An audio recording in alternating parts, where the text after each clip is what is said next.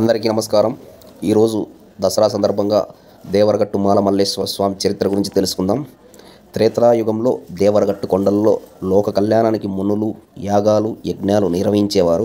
వీరి యజ్ఞాలను మణిమల్లాసురు అనే రాక్షసులు భగ్నం చేసేవారు. ఫలితంగా విసిగిపోయిన మునులు తమను తాను రాక్షసుల బారి నుంచి కాపాడమని శివపార్వతులను వేడుకుంటారు. వీరి విన్నపాన్ని మన్నించిన ఆది దంపతులు మాల మల్లేశ్వరునిగా అవతరించినట్లు భక్తుల విశ్వాసం.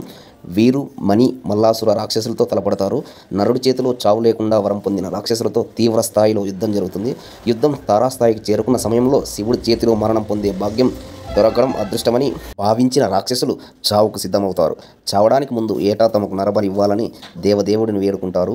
రాక్షసులు కోరిన విధంగా నరబలి సాధ్యం కాదని ఏటా విజయదశమి రోజున గొరవయ్య తొడ నుంచి పిడికెడు రక్తాన్ని నైవేద్యంగా సమర్పిస్తారని అభయమిస్తారు. నాటి నుంచి నేటి వరకు చెడుపై మంచి సాధించిన విజయానికి గుర్తుగా ఏటా విజయదశమి రోజు జైత్రయాత్రగా జరుపుకోవడం ఆనవాయితీగా వస్తుందని భక్తులు పేర్కొంటున్నారు.